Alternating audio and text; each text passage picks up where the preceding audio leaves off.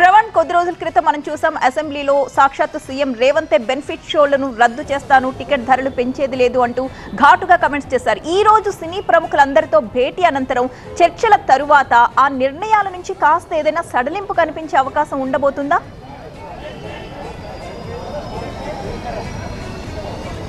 CM ప్రకటించిన అంశాల గురించి నిర్ణయాల గురించి ఏమైనా సడలింపు ఉండబోతుందా అంటే ఖచ్చితంగా ఉంటుంది అనే ఒక చిన్న సంకేతం అయితే సాధారణంగా వచ్చే అవకాశాలు అయితే కనిపిస్తున్నాయి.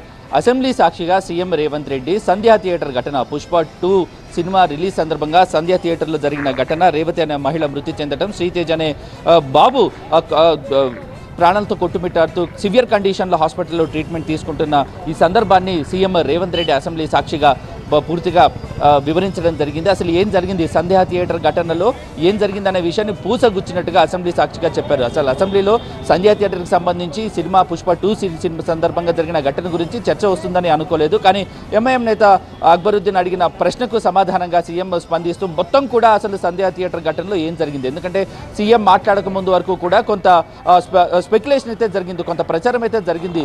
పోలీసులు మేము సంధ్యా థియేటర్కి సినిమా హీరోలు రావద్దని లెటర్ ఇచ్చాము, కానీ వాళ్ళు వచ్చారని పోలీసులు అంటాము.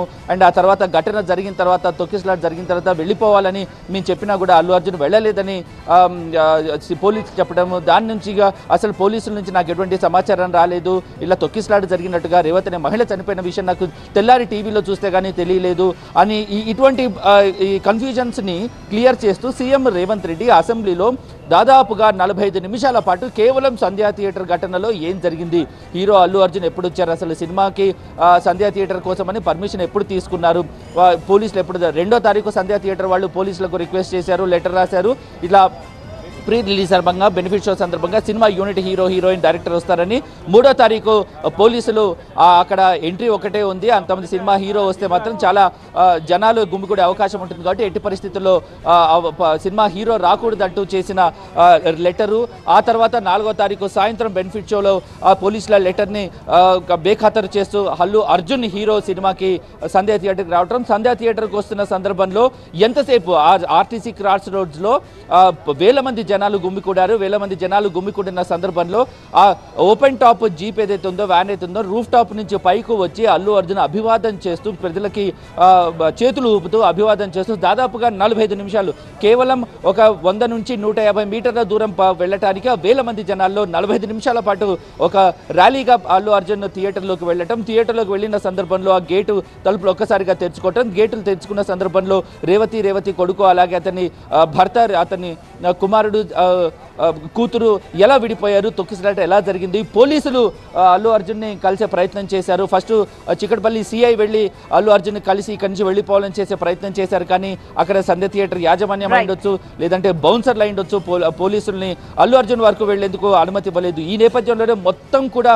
పూసగుచ్చినట్టు చెప్పిన ఈ సీఎం రేవంత్ రెడ్డి సినిమాకు సంబంధించిన బెనిఫిట్ షోలను రద్దు చేస్తున్నట్టుగా, దాంతోపాటుగా కూడా టికెట్ రేట్లు పెంచడానికి కూడా అనుమతి ఇవ్వబోమంటూ చేసిన ప్రకటన నేపథ్యంలో సినిమా పరిశ్రమ ఒక్కసారిగా ఉలిక్కి పడింది. సో సీఎం రేవంత్ రెడ్డి అయ్యాక రీసెంట్గానే దిల్ రాజును FDC చైర్మన్గా నియమించిన తర్వాత సినిమా పెద్దలందరూ కలిసి కూడా ఈరోజు సీఎంని కలవబోతున్నారు. కేవలం సంధ్యా థియేటర్ అంశం మాత్రమే కాదు, ఫిల్మ్ డెవలప్మెంట్కి సంబంధించి, ఎందుకంటే తెలుగు సినిమా నెక్స్ట్ స్థాయికి వెళ్ళిపోయింది, భారీగా బడ్జెట్లు పెరిగిపోయాయి కాబట్టి కొంత సడలింపులు కావాలని ఖచ్చితంగా కావాల్సిన అవసరం కూడా ఉంది, దాన్ని కూడా కావాలని అడుగుతున్నారు. ఈ నేపథ్యంలోనే కూడా ఇక నంది అవార్డ్స్ను పేరు మార్చి సీఎం ఒక ప్రకటన చేశారు. దీన్ని నంది అవార్డ్స్ని పేరు మార్చి గద్ర అవార్డ్స్గా ప్రకటిస్తున్నామని.